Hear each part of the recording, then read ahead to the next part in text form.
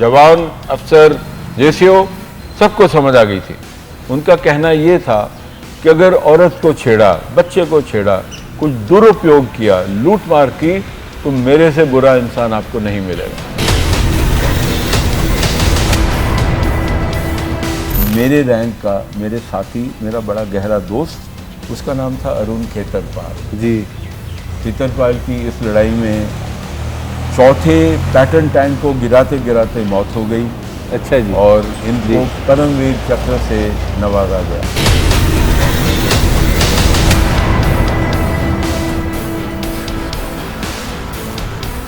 और मैं वहाँ चला जाऊँ, कहीं ना कहीं किसी तरीके से पाकिस्तान के साथ ट्रैक टू डिप्लोमेसी उस टाइम चल रही थी जी। ये 1990 की बात है जी। तो इसके करते करते कहीं इनके पास एक इनविटेशन आया जी कि आप मेहरबानी करके पाकिस्तान आइए और आप वो जगह देखें जहाँ आपका बच्चा शहीद हुआ है। तो ब्रिगेडियर साहब को विश्वास नहीं आया कि ऐसे कैसे संदेश आ गया। इस दौरान 7 बार जब आपकी पोस्टिंग हुई है, इस दौरान आपका अनंतनाग में भी आपके साथ एक मामला हुआ था। वो क्या मामला था वो?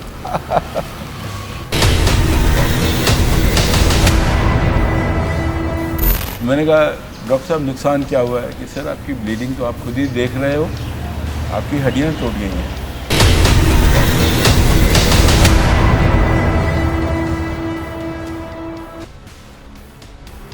उन्होंने गोली फायर की। अब मैं उठ के तो दूसरी पोजीशन नहीं जा सकता था, रेंग रेंग के जाता था, बिकॉज एक टाइम तो गई थी मेरी जी। तो रेंग कर नई पोजीशन ली, फिर फायर किया, फिर नई, ऐसे ही एनकाउंटर होते हैं। डॉक्टर ने बोल दिया था अगर आप बाय रोड जाएंगे आपके रास्ते में मौत हो जाएगी, बिकॉज आपकी ब्लीडिंग हैवी है। तो हेलीकॉप्टर में पायलट बड़ा बहादुर था। बाद में मैंने बात करके उसकी जान 100% बचाई। जो गोली लगती है तो हड्डियां फैल जाती हैं, चीथड़े हड्डी के फैल जाते हैं, वो बड़े तंग करते हैं।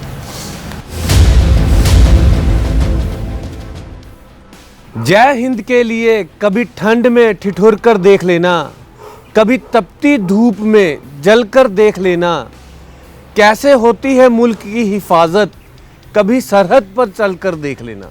ऐसे ही देश की सरहदों पर सेवा करने वाले मेजर जनरल राज मेहता AVSM VSM का हमारे खास प्रोग्राम जय हिंद में स्वागत है। जय हिंद मेहता जी। जय हिंद साहब। आपने आर्मी में आना क्यों पसंद किया? आर्मी मेरी फर्स्ट चॉइस नहीं थी भाई साहब। मेरे जो बड़े भाई थे और एक छोटा भाई, ये लोग नेशनल डिफेंस एकेडमी के लिए क्वालिफाई करके ज्वाइन कर चुके थे। जी। छोटे भाई ने मेरे बात किया जी। इनका एडवांटेज मेरे ऊपर ये था कि ये लोग science, maths, physics, chemistry, maths, इसमें ये सब्जेक्ट भी थे, इनके माहिर भी थे। मैं इन सब्जेक्ट्स में नालायक था। जी। तो मैंने अपने आप के लिए आर्ट्स की स्ट्रीम चुनी और दिल में ये ख्वाहिश थी कि मैं इंडियन फॉरेन सर्विस को ज्वाइन करूं। जी। पर मेरी सोच में उस वक्त इतना दिमाग नहीं था कि मैं लायक बन सकूं। तो मैंने सोचा कि अगर मैं शॉर्ट सर्विस कमीशन लेकर के ज्वाइन कर लेता हूं, तो उस वक्त का सरकार का रूल था कि इमरजेंसी 1962 की वजह से फ़ौजी अफसर जो शॉर्ट सर्विस अफसर थे वो IAS के लिए अप्लाई कर सकते थे। जी। और उस वक्त उनके लिए एक ही सब्जेक्ट था जो आर्ट्स बेस्ड था। तो मैंने सोचा ये तो बड़ी अच्छी बात है, एक तो फ़ौज का तजुर्बा हो जाएगा, भाइयों के ताने वाने नहीं सुनने पड़ेंगे। जी। और उसके बाद अगर मैं IFS में चला गया तो फिर मैं इनको सुनाऊंगा 2-4 बातें। जी सर। ये जी कारण था कि मैं फ़ौज में मैंने ज्वाइन की। जी सर।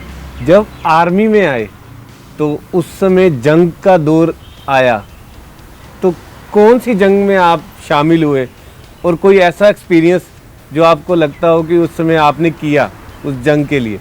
मैंने जी मार्च 1968 में फ़ौज को ज्वाइन किया। जी। और ज्वाइन करने के बाद मेहनत बहुत की मैंने। जी। नतीजा ये हुआ कि जब मैं पास आउट हुआ तो मैं उस फ्रैक्शन परसेंटेज में था जो मांग सकते थे कि इन्होंने नौकरी किधर करनी है। जी मेरा रिसाले पर दिल आया हुआ था, हालांकि जो मेरे कंपनी कमांडर थे, इन्फेंट्री के थे, बड़ी इज्जत देते थे, प्यार करते थे। उन्होंने बोला तुम राजपूताना राइफल में चले जाओ। जी मैंने कहा नहीं सर, मैंने रिसाले में ही जाना है। जी और ऐसा ही हुआ, मैं रिसाले में आ गया। तो जनवरी 1969 में मैंने फ़ौज को ज्वाइन किया जी एज एन ऑफिसर पटियाला में। और जिस लड़ाई का आप जिक्र कर रहे हैं वो 1971 में हुई। उसका एक आध वाक़या मैं आपसे ये बताना चाहूँगा कि लड़ाई से लगभग 3 महीने पहले जी उस वक़्त के chief of army staff general Sam Manekshaw ji वो पूरे मुल्क में चारों तरफ घूम रहे थे, लोगों को इत्तला करने के लिए कि आने वाली लड़ाई से उनकी उम्मीद क्या है। जी उस वक़्त हम जम्मू में डिप्लॉयड थे जी, जम्मू जी। कश्मीर में जी सांबा के पास डिप्लॉयड थे। जी तो हमने देखा उनका हेलीकॉप्टर आया, एक बड़ा हैंडसम गोरा चिट्टा अफसर, मेरी जैसी टोपी पहनी हुई थी, जी हालांकि वो गुरखा किस्म की टोपी थी। जी और उनको देखकर बड़ा अच्छा लगा। हम लोग सब करीब 8-10 हज़ार लोग बैठे हुए थे। जी तो थके हुए थे, लग रहा था कि बड़े थके हुए हैं, बिकॉज बाद में पता चला कि ये उनकी 14वीं या 15वीं हेलीकॉप्टर ट्रिप थी उस दिन की, जी जब अलग अलग जगह जाकर उन्होंने लोगों को बताया। जी जी और मानेकशॉ साहब बहुत बोलते थे, असलियत में बहुत कम बोलते थे। अच्छा तो उन्होंने 30 सेकंड में अपना संदेश हम तक पहुंचा दिया। उन्होंने बोला तुम लोग पाकिस्तान में दाखिला लोगे, जब जाओगे हथियार से कारगर गोली चलानी है। जी जब गोली नहीं चला रहे तो तुम्हारे हाथ तुम्हारी जेबों में रहेंगे। जी समझ आ गई? जवान, अफसर, जेसीओ सबको समझ आ गई थी। उनका कहना ये था कि अगर औरत को छेड़ा, बच्चे को छेड़ा, कुछ दुरुपयोग किया, लूट मार की, तो मेरे से बुरा इंसान आपको नहीं मिलेगा। 30 सेकंड में बात खत्म। उन्होंने उस समय संदेश दे दिया था ये। पूरा संदेश दे दिया 30 सेकंड में। जी और अपनी स्टाइल में जो उनकी सलाम थी करके ऐसे लगा कि लड़ाई में तो हम जाएंगे, जीतेंगे तो हम 100%, जी बट साहब की बात को मानेंगे जी कि हाथ जेब में रहने चाहिए। जी वो एक टाइम था और आज एक दिन है। आज मैं करीब करीब 75 साल का हूँ। जी मेरे हाथ जेबी में रहे हैं। जी कोई ऐसा काम नहीं किया जिसकी वजह से मेरे को सिर झुकाना पड़े या आंख में आंख मिलाकर ना देखना पड़े। जी जी जी तो मैं ये सोचता हूँ कि सैम मैनिकशॉ ने पूरे मुल्क को और पूरी फौज को ऐसा सबक दिया, जी, जी, इतना लंबा बात करके जी, 30 सेकंड भी पार नहीं किया। जी जी जी बता दिया कि देखो बंदे बनो और अपना काम दबा कर करो, बाकी मेरे पर छोड़ो। जी। तो 71 में फिर आपको कौन सी कमान मिली, आपने क्या किया उस समय? 71 में मैं लेफ्टिनेंट था जी। जी और नया नवेला मतलब सबसे पहला रैंक जो फौज का होता है वो सेकंड लेफ्टिनेंट का होता है। जी तो हालांकि मेरे 2 साल होने वाले थे, सेकंड लेफ्टिनेंट ही था। एक दिन मेरे को सीओ साहब ने बुलाया और बोला कि हम पाकिस्तान के बिल्कुल साथ जुड़ के बैठे हुए थे कि आपको पाकिस्तान में दाखिला लेना है। एक पेट्रोल जा रहा है, एक पेट्रोल को क्या बोलते हैं हिंदी में, जी गश्त जा रही है। जी गश्त में आप रिसाले का एक नुमाइंदा बन के जाएंगे और देखेंगे कि जिस रास्ते पे आप गए और आए क्या उसमें टैंक जा सकते हैं। जी तो मेरे को याद है कि मैं उस टाइम बच्चा था, 19 साल का होऊंगा, शायद 20 साल का था। तो डर तो थोड़ा लगा, पाकिस्तान में जा रहे थे, बट इतना ही डर था कि जो मतलब बाकियों तक कन्वे ना किया जाए। तो बाद में मेरे को एहसास हुआ यहाँ वहाँ देख कर के जो 12-15 लोग मेरे साथ जा रहे थे सब थोड़े से परेशान थे कि पाकिस्तान में जा रहे हैं। जी बट हम बड़ी इज्जत के साथ गए। अंधेरी रात थी, जी लगभग रात के 11 बजे हम गए जी और 4 बजे सवेरे हम वापस आ गए। कोई दुश्मन से मुकाबला नहीं हुआ। मैंने अपना काम बड़ी तफसील से किया और आकर रिपोर्ट आप सबमिट पाकिस्तान में फिर एंटर हुए टैंक के कर- हाँ जी, टैंक के साथ नहीं, पैदल पैदल गए आप? रास्ता देखने के लिए कि अगर इस रास्ते पे टैंक आए तो वो चल सकते हैं या नहीं। जी तो हमने अपने पूरे रास्ते को नक्शे पर मार्किंग कर वो दी। सर्जिकल स्ट्राइक की थी उस समय आपकी 71 की एक किस्म से कि आप एंटर करें पाकिस्तान में और उसके बाद पाकिस्तान से आपने सारा रास्ता रैकी करके और फिर वापस आए आप? नहीं, पर भाई साहब सर्जिकल स्ट्राइक का मतलब कुछ और ही है और पिछले 2-3 सालों में कुछ और रंग रूप इस उन्होंने ले लिया है। जी तो मैं सर्जिकल स्ट्राइक तो नहीं मानूंगा, पर इतना ही कहूँगा कि अच्छा काम मिला जी और एक तरीके से ठीक कर दिया, जी क्योंकि उसके ऊपर कोई टिप्पणी नहीं हुई, कोई क्रिटिसिज्म नहीं हुई, बड़े साहबों पर रिपोर्ट गई। तो जो आप रैकी करके आए थे जब उस समय, जी। उसका कितना अहम रहा उस लड़ाई में? आपने बताया था कि हमें भेजने का खास मुद्दा ये था कि वो जो 2 गांव थे, चारवा और महाराज के, जी बिल्कुल बॉर्डर से मिलते हुए गांव थे, जी वहाँ पर हमें पता था कि पाकिस्तानी धस धस के पड़े हुए हैं। जी यही चेक करना था कि अगर हम टैंकों के साथ उन इलाकों में जाएं तो क्या जाने के रास्ते हैं, जी या उसके ऊपर बारूदी सुरंग पाकिस्तान ने बिछाई हुई है, जी कोई गड्ढे खोदे हुए हैं, जी। कोई डिच है जिस करके टैंकों को तकलीफ होगी। जी ऐसी कोई भी तैयारी उन्होंने नहीं की थी, तो हम ये रिपोर्ट लेकर वापस आ गए। बाद में जो इन जगहों पर हमला हुआ जी वो पैदल सेना का हमला हुआ, जी और ख़ास करके महाराज के पर फतेह हुई, घमासान युद्ध हुआ वहाँ पर, जी और एक कमान अधिकारी को महावीर चक्र मिला जी वहाँ पर बहादुरी दिखाने के लिए। अलावा उसके टैंकों का वहाँ जी। पर ऐसा कोई रोल नहीं था। लेकिन आपने उस समय वो टैंकों की रैकी कर ली थी कि अगर कल को अगर उस समय जंग में टैंक लेके जाने पड़ते तो आपको ये रैकी थी कि उन्होंने वैसी तैयारी नहीं की हुई है। असलियत में मैं आपसे ये कहूँगा कि एक पेट्रोल या गश्त के रिपोर्ट के ऊपर फौज नहीं जाती। उन्होंने उसके बाद 3-4 और गश्तें करनी थीं। जी अगर ये हुई तो उनके बारे में मेरे को इल्म नहीं है। जी जी पर जी इतना ही मैं कह सकता हूँ कि उस इलाके में टैंकों का इस्तेमाल ठीक नहीं समझा गया किसी और कारणवश, जी जी जी क्योंकि 65 की लड़ाई में, ये मैं 1965 की आपको बात बता रहा जी हूँ, जी जी जो महावीर चक्र का जी, जी। अनाउंसमेंट है, ये 65 का है। जी जी तो 71 तो 6 साल बाद की बात थी। जी जी तो जी 6 साल बाद उन जगहों पर कोई हमला नहीं हुआ। जो मैं हमले की बात बता रहा हूँ, ये 65 की लड़ाई है, जी जी जी जहाँ पर हमला हुआ था, जी जी और टैंक इस इलाके को कतराते हुए और गहरे चले गए थे, जी जी जी सियालकोट के पास पहुँच गए थे, अच्छा अच्छा अच्छा। गडगोर, पसरूर, इन इलाकों के शक्कर वहाँ पर पहुँच गए थे। आपको बहुत जानकारी रही है टैंकों को लेके। उस समय के टैंक और अब टैंकों में क्या फ़र्क था उससे? उस समय जब मेरी कमिश्निंग हुई जी, तो हम सेंचुरियन टैंक में, मेरे को रेजिमेंट में दाखिला मिला। 16th लाइट कैवलरी मेरी रेजिमेंट थी और सेंचुरियन टैंक थे।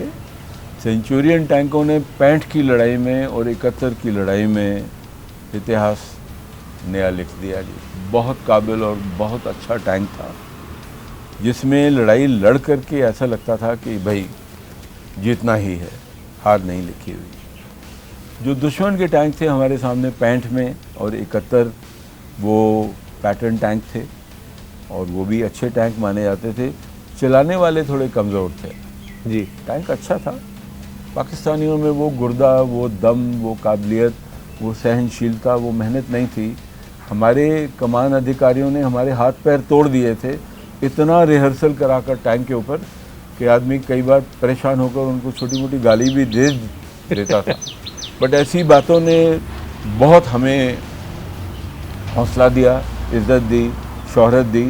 एक हमारे बड़े महान सीओ थे पूना हॉर्स के, उनका नाम था उस वक़्त लेफ्टिनेंट कर्नल हनूत सिंह महावीर चक्र, बाद में परमवीर चक्र बने।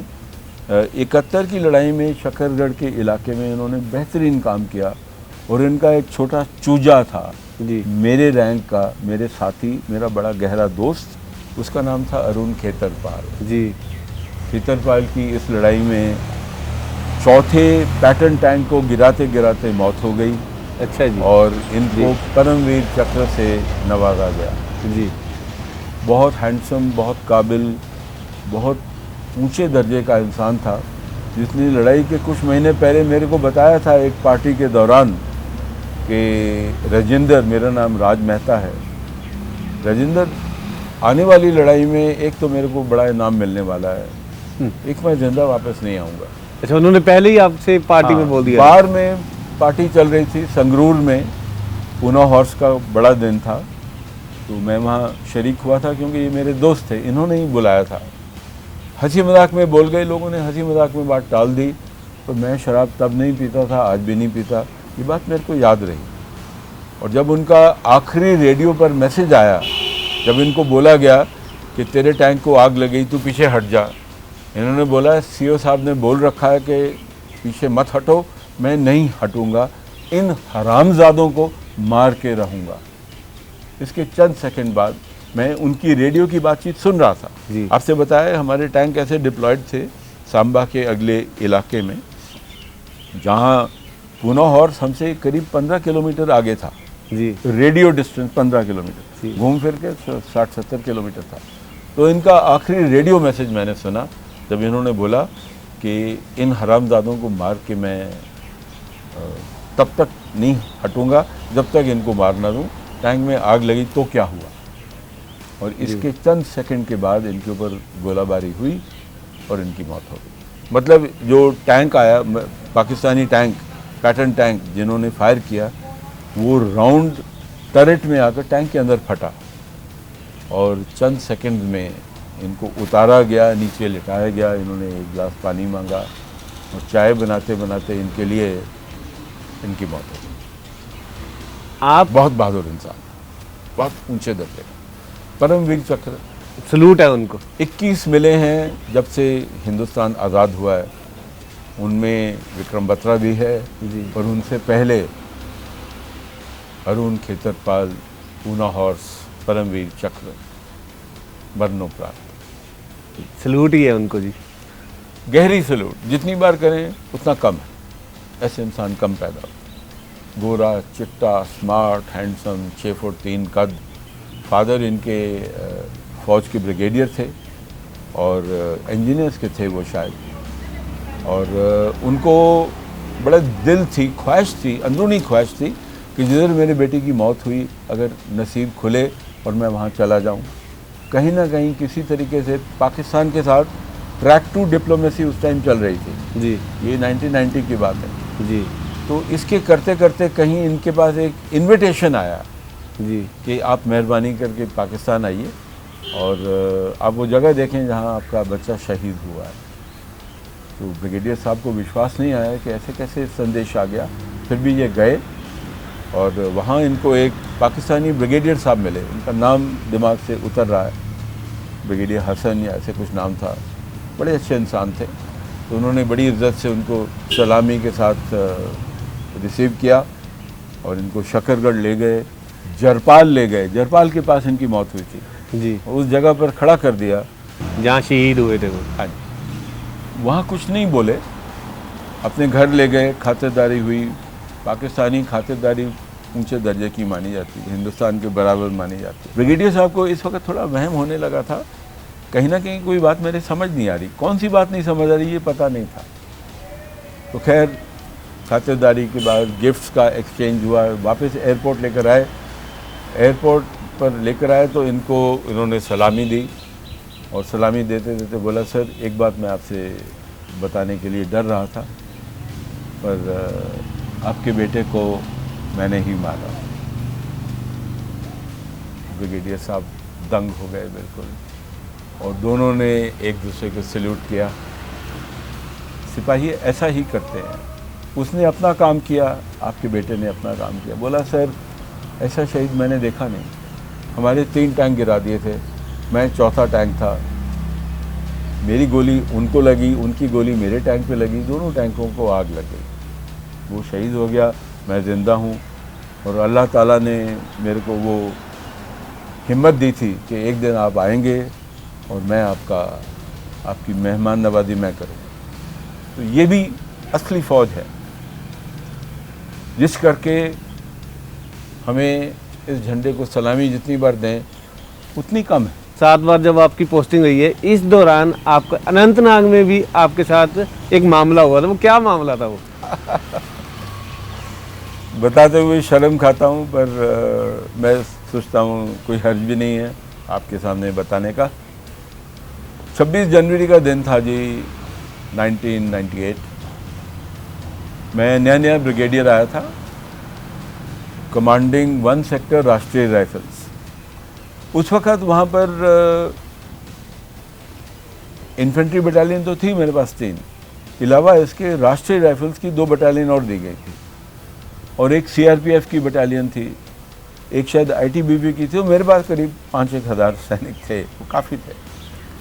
पर मेरा तजुर्बा हो चुका था पहले पंजाब में, जब पंजाब को आग लगी थी तब जी। मैं कमान अधिकारी था, यहाँ पर मौका मिला जी एनकाउंटर्स का। उसके बाद मैं डोडा में था। डोडा तो एक बड़ा ज़बरदस्त टेन्योर था जी, वो जो 1.25 साल गुजरा है, काबिल तारीफ़ था। उसके बाद यहाँ अनंतनाग आया। जी तो उस दिन मेरे जितने ट्रुप थे सब बिखरे हुए थे, क्योंकि 26 जनवरी 15 अगस्त के दिन पाकिस्तान की तरफ से कुछ ना कुछ आतंक होता ही होता है जी उसको रोकने के लिए जितने सैनिक थे सब जगह कश्मीर में फैले हुए थे। कल्ला मैं था, मेरी क्यूआरटी थी, क्विक रिएक्शन टीम। मिनिस्टर साहब आए थे सलामी के लिए, तो वो सलामी ले रहे थे जब मेरे पास संदेश आया एक राष्ट्रीय राइफल सीओ का कि सर तकलीफ़ हो गई, 2 बंदों को गोली लग गई। तो टेररिस्ट ऐसा फायर कर रहे हैं कि उनको निकालना बड़ा मुश्किल पड़ रहा है, आप मेहरबानी करके डॉक्टर हो तो भेज दें। मैंने कहा मैं खुद आता हूँ। तो मिनिस्टर साहब को सलामी दी। मैंने कहा माफ़ कीजिएगा, थोड़ा काम आ गया। वो समझदार थे, मुस्कुराने लगे। अल्लाह ताला चाहे तो आप कामयाब आएंगे। मैंने कहा ठीक है, बहुत शुक्रिया आपका। और वहाँ से मैं चला गया। करीब 30 किलोमीटर पहाड़ों में जाना था, बर्फ़ पड़ी हुई थी। जी तो एनकाउंटर की जो आवाज़ें होती हैं गोली की, तो काफ़ी दूर जाती हैं। जब हम पास आने लगे तो आवाज़ें सुनी, पहले कम सुनी, फिर ज़्यादा, फिर और ज़्यादा, सबसे ज़्यादा। तो अब तक हम करीब करीब मुकाम पे पहुंच गए थे, पहाड़ पे था।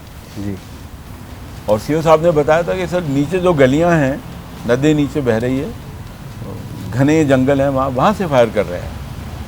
तो मैंने कहा यार बात सुन, फायर मेरे पर भी आ रहा है। कहता सर मेरे को ऐसा लग रहा था कि ये लोग देख लेंगे कि हमारे लिए मदद आ रही है, तो कुछ लोग हट करके, मेरे से हटकर आपकी तरफ आ गए, हालांकि मेरे ऊपर भी गोली आ रही है। जी तो जब गोलियां पत्थर पे लगने लगीं तो उनकी जो चीथड़े होते हैं ना, वो मुंह पे लगने लगे। मैंने अपना रैंक पहना था, टोपी पहनी थी, जानबूझकर बड़ी टोपी पहनी थी, छोटी पहन सकता था। मैंने कहा मुकाबले में जा रहे थे, शेरदिल होकर जाओ। तो मेरे जवान मेरी तरफ देख रहे थे कि साहब कहीं आड़ लें तो साहब से पहले हम आड़ ले लें। मैंने कहा यार लाश लेने वाली आड़, मैं तो लेने से रहा। जी डरता मैं भी था, जी ऐसा भी शेर खान नहीं था कि मेरे को मौत का डर नहीं था। पर मैंने सोचा कोई बात नहीं, अब जब आए हैं तो देखी जाएगी। जी तो गोलियां आसपास लगती रही और जवानों का हौसला बढ़ता रहा, बिकॉज जनरल साहब ने ऐसे प्रिटेंड किया कि गोलियां है ही नहीं। बातचीत कर रहे थे कि देखो यार उस पत्थर के पीछे जगह लेना, तुम यहाँ लेना, तुम वहाँ लेना। तो इस बातचीत में उनकी टेंशन लेवल घट गई। एकदम मैं गिर गया तो बेहोश हो गया। डॉक्टर ने बाद में बताया कि करीब आप 1 मिनट के लिए बेहोश थे। डॉक्टर आया, कहते सर आपको गोली लग गई। तो मेरा जूता खोलना शुरू कर दिया। जूता खोला, दिखाया मेरे को, तो बोला कि सर आपको मॉर्फिया होती है। आपके पैर पे गोली लगी थी? हाँ जी, पैर पे गोली लगी। तो नीचे से फायर कर रहे थे, वो गोली कुछ तो सिर के लेवल पर आ रही थी, कुछ पैर के लेवल पर आ गई। जी तो मैं जब गोली लगी तो एकदम गिर ही गया। तो मैंने कहा डॉक्टर साहब नुकसान क्या हुआ है? कि सर आपकी ब्लीडिंग तो आप खुद ही देख रहे हो, आपकी हड्डियाँ टूट गई हैं। अच्छा, गोली लगने से आपकी हड्डियां टूट गई थी? हाँ जी, हड्डियाँ टूट गई। वो जो पैर की जो हड्डियाँ होती हैं, रेडियो अल्ना, मेरे ख्याल उनका नाम, रेडियो डैश अल्ना डैश कुछ और, वो मैंने डैश की ज़िंदगी में खास परवाह नहीं की। तो वज़न डालने की कोशिश की, फिर गिर गया, बिकॉज हील तो थी ही नहीं, गिर चुकी थी। तो रेंगता हुआ मैंने डॉक्टर को बोला कि डॉक्टर तेरा असली काम वहाँ था ना? कहता हाँ जी। मैंने कहा मॉर्फिया शॉर्फिया की मेरे साथ बात मत कर, इनको मैंने मारना है, कंट्रोल करना है, अब तो यहाँ से दफ़ा हो जा। हंसी मजाक में बोला, हंसने लगा। उनकी जान जाकर बचा। अपने 2-3 बंदे लेकर चला गया। हम लड़ते रहे, करीब 3 घंटे लड़ाई चलती रही जी।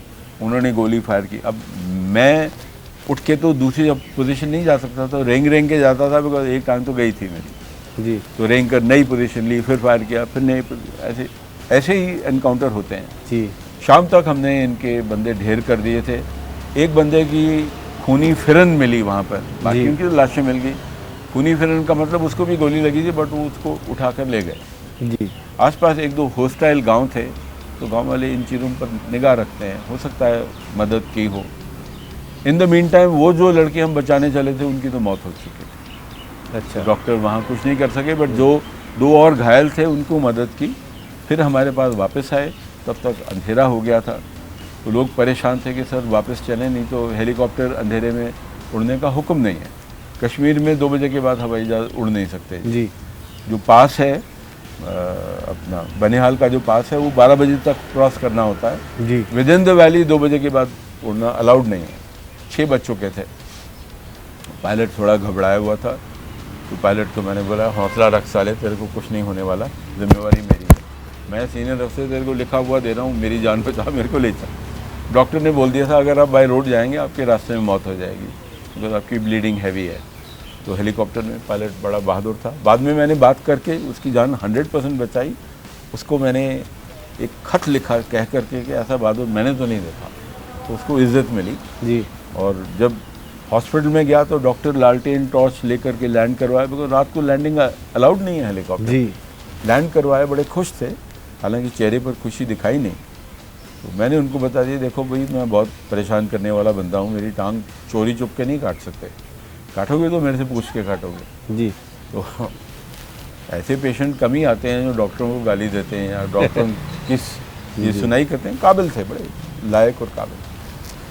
एक बार ले गए, ऑपरेशन किया, फिर ऐसे लगा उनको कि कुछ कसर रह गई, क्योंकि जो गोली लगती है तो हड्डियाँ फैल जाती हैं, चीथड़े हड्डी के फैल जाते हैं, वो बड़े तंग करते हैं। अगली सुबह बड़ा हेलीकॉप्टर आया, उधमपुर ले गया। उधमपुर में मेरे को बताया गया 3-4 घंटे का ऑपरेशन हुआ और मेरी टांग तो मेरे पास ही है, कुछ खास नहीं हुआ। डोडा का एक्सपीरियंस आपका बहुत बढ़िया था। आपने बताया कि डोडा में जब आप थे तो उस समय काफ़ी इनकाउंटर हुए हैं और काफ़ी आतंकियों को आपने ढेर किया है, वो मामला क्या था? मैं आपको बताना चाहूँगा कि डोडा का जो कंपैरिजन होता है हिंदुस्तान में, वो टेक्सास के साथ होता है। अमेरिका में एक बहुत बड़ा स्टेट है टेक्सास, जी जहाँ पर करीब करीब पूरे अमेरिका का तेल पाया जाता है। जी और वहाँ के लोग एक तरीके के पंजाबी या सरदार माने जाते हैं, जी काफ़ी मतलब अलर्ट और जी, चुस्त वगैरह जी, वगैरह। जी, तो डोडा में तो ये हालत थी कि जिधर जाओ गोली चलती थी। जब हम गए जी 1998, 97, 98 में बहुत आफत थी जी। मैं एज डिप्टी कमांडर गया था, जी उससे पहले मैं स्टाफ कॉलेज में इंस्ट्रक्टर था। आपने डोडा मांगा था? हाँ जी मैंने स्टाफ कॉलेज में जब मेरे से पूछा गया, जो उस टाइम के कमांडेंट साहब थे जनरल बलदेव सिंह, बड़ा अच्छा रिश्ता था उनके साथ। उन्होंने बोला तू कहाँ जाएगा, दिल्ली भेजें तेरे को मिलिट्री ऑपरेशन में? मैंने कहा बाढ़ में जाए ऑपरेशन सर, मेरे को लड़ाई देखनी है। क्या साले पागल है तू, ब्रिगेडियर की ये पर्ची तेरी जेब में, कहाँ जा रहा है? मैंने कहा सर कश्मीर जाना है, हो सकता है तो डोडा भेज दो। मैंने कहा साले डिप्टी कमांडर जाके, डिप्टी कमांडर को लो अपॉइंटमेंट। जी जी जी जी सेकंड इन कमांड के बारे में बोला जाता है ना मैं नर ना मैं नारी, मैं उप कमान अधिकारी जी मतलब ना यहाँ का ना वहाँ का, बीच का। जी आप ब्रिगेडियर भी नहीं हो, आप सीओ भी नहीं हो, आप बीच में लटके हुए हो। मेरे को हंसी आ गई। मैंने कहा सर जाना ज़रूर है, लड़ाई देखनी है, देखी जाएगी। कहा ठीक है साले तू जाना है तो जा। तो मैं चला गया और वो जो 1.25 साल था पूछे मत। एक ख़ास इनकाउंटर में, मैं यूनिट का नाम लूँगा, बड़ी इज्जतदार यूनिट है, 5-8 गोरखा राइफल।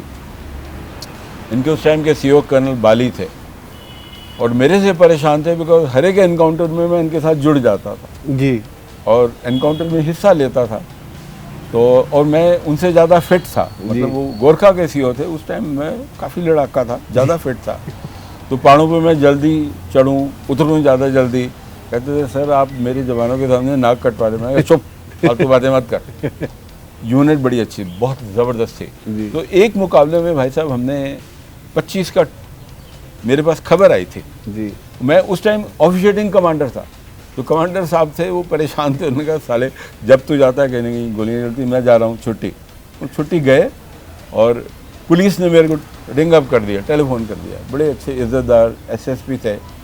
बोला सर टाइम ज़ाया मत करना, खबर को वेरीफाई करने के लिए बस निकल जाओ, वो बंदे फलानी जगह में। मैंने कहा थैंक यू सो मच, बहुत शुक्रिया आपका। वहाँ गए, 25 थे, 36 घंटे का नॉन स्टॉप। गुड़ खाया जी, शक्कर पारे खाए, कुछ नहीं खाया। खीरे एक आध खेत में मिले तो एक आध खीरा खा लिया और 25 में से 24 हमने गिरा दिए। 36 घंटे चला वो? 36 घंटे नॉन स्टॉप, नॉन स्टॉप 36 घंटा रात नॉन स्टॉप। और ये जो गोरखे थे ये ट्रैक सूट में थे जी, हरा ट्रैक सूट पहना हुआ था जी ऐसे भागते थे जैसे कि मिलिटेंट भाग ही ना सके ऊपर। जी इनके लंग्स बड़े होते हैं क्योंकि पहाड़ी लोग हैं, जी बड़े लंग्स की वजह से थकते नहीं हैं। जी मैं तो पंजाब का था, हम इनकी रीस नहीं कर सकते थे बट इज्जत बहुत करते थे। जी और बेशक आधा घंटा लेट आए पर पहुंच जाता था मैं मौके पर, जी तो बहुत खुश थे। दबा दब मारा और पुलिस तो बहुत ही खुश थी बिकॉज इसके बाद ये इलाका साफ हो गया। डोडा का नाम लेते हुए लोग कामते थे उस टाइम। जी। तो उसके बाद जहाँ ये यूनिट जाती थी मजाल है एक टेररिस्ट कहीं भी दिख जाए।